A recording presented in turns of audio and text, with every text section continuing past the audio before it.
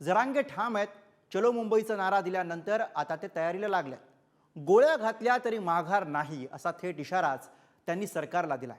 त्यामुळे 20 तारखेपर्यंत सरकारकडनं काही सकारात्मक हालचाली झाल्या नाहीत तर संघर्ष अटळ आहे. बघूयात चलो मुंबईसाठी कशी सुरू आहे तयारी आणि काय आहेत आव्हानं. आम्हाला कुठं हौस आहे मुंबईला जायची? आम्हाला मुंबईला जायची हवस नाहीये. यांच्या सरकारनं गोळ्या बी घातल्या तरी आरक्षण घेतल्याशिवाय मी मागे सरकत नाही. आता मराठा समाजाची नाराजी तुमच्या अंगावर ओढून घेऊ नका. आम्ही त्या भूमिकेवर ताठ आहेत, ठाम आहेत.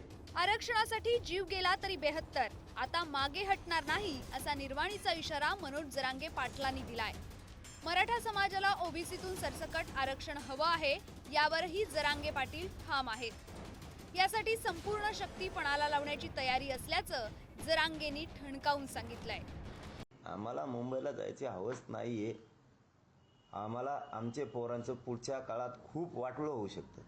पोरं पुरे वायाला जातील, म्हणून आम्हाला त्यांना आरक्षण द्यायचं ही आमची गोरगरीब मराठ्यांची भूमिका आहे आणि तिच्यावर आम्ही ठाम आहेत. म्हणजे तुम्हाला शेवटचं सांगतो की इतका मराठा घरातून बाहेर पडणार आहे की मुंग्यासारखा. आणि मीही सांगतो तुम्हाला, यांनी हल्लं बी तिकडं यांच्या सरकारनं गोळ्या बी घातल्या तरी आरक्षण घेतल्याशिवाय मी मागे सरकत नाही. आता सगळ्या लोकांना माहिती आहे आमचे हे खोटे गुन्हे दाखल करते आणि सरकारलाही माहिती आपण खोटे करतोय. फक्त सरकारनं आता एवढीच पुन्हा आज एकदा विनंती आहे गृहमंत्री देवेंद्र फडणवीस साहेबाला की विनाकारण तुम्ही गुन्हे दाखल करून खोटे तुमच्या पोलिसांच्या मार्फत मराठा समाजाची नाराजी तुमच्या अंगावर ओढून घेऊ नका. मी 4 वेळेस सांगितलं आत्तापर्यंत, ही 5वी वेळ आहे तुम्हाला सांगायची. आता कोणालाही कोणाचं ट्रॅक्टर कोणत्याही पोलिसांना अडवायला लावू नका. हे आमची तुम्हाला पुन्हा एकदा विनंती. तुम्ही अडवलं तरीही मराठी येणार आहेत, नाही अडवलं तरी येणार आहेत. आरक्षणाच्या आरपारच्या लढाईसाठी मनोज जरांगे पाटील 20 जानेवारीला मुंबईकडे कूच करणार आहेत. मात्र त्यांच्या या आंदोलनावर महसूल मंत्री राधाकृष्ण विखे पाटलांनी टीकेची झोड उठवली आहे. ज्यामुळे मराठा समाजाला आरक्षण भेटलं नाही, त्यांच्या घरावर जरांगे पाटलांनी मोर्चा काढावा असा सल्ला विखेंनी दिलाय. कोणाचे आरक्षण आम्ही काढून घेणार नाही.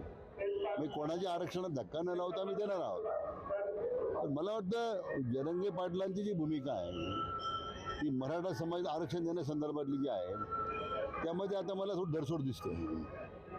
कारण म्हणजे आता मराठा समाजाला खात्री पटलेली आहे की आमचं महायुती सरकार आरक्षण देणार आहे.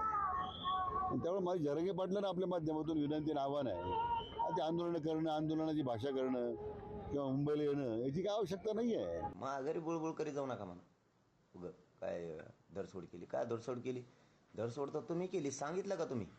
तुम्ही इथं आलते त्या टायमाला तुम्ही सांगितलं होतं, आम्ही तुम्हाला सांगितलं होतं सगळ्या महाराष्ट्रावर सॉफ्टवेअर द्या म्हणजे नोंदी आणि मोडी लिपी वाचायला त्रास होणार नाही. दिलं का तुम्ही? कलेक्टरांची बैठक घेऊ म्हणले होते महाराष्ट्रात, घेतली का? उगा गप्पा मारायच्या कोणकडे परत म्हणतात बोलत येत. दरम्यान मंत्री संदीपान भुमरेंनी संभाजीनगरच्या गॅलेक्सी हॉटेलमध्ये जाऊन मनोज जरांगेंची भेट घेतली. भुमरे यांनी जरांगेंच्या तब्येतीची विचारपूस करत तब्येतीची काळजी घेण्याचा सल्ला दिलाय. याच वेळी मनोज जरांगे आणि मंत्री भुमरे यांच्यात मराठा आरक्षणावरून देखील चर्चा झाली. तर जरांगेंनी यावेळी आपल्या काही मागण्या देखील भुमरे यांच्याकडे मांडल्या. मराठवाड्यात या 2 दिवसाच्या समिती येणं आवश्यक आहे. शिंदे साहेबाची समिती नोंदी इथं थोड्याच कमी सापडलेल्या, त्यामुळे समितीनं मराठवाड्यासह पुन्हा राज्यभरात काम करावं हेही मामांना सांगितलं आहे. बलिदान गेलेले काही कुटुंब येतं त्यांच्या निधीचा आणि नोकरीचा प्रश्न राहिला आहे, तोही मामाला सांगितला आहे आता. आणि ते RTOचे जे निवडी झालेले होत्या 2017 मध्ये त्यांच्या निवडी झाल्यात, फक्त नियुक्त्या द्यायच्या राहिल्या. विनाकारण त्या लेकरांचं आयुष्य बर्बाद व्हायला लागले. बलिदान दिलं मराठा समाजाला न्याय मिळण्यासाठी. त्यांना नोकऱ्या, त्यांना मदत मिळाली पाहिजे.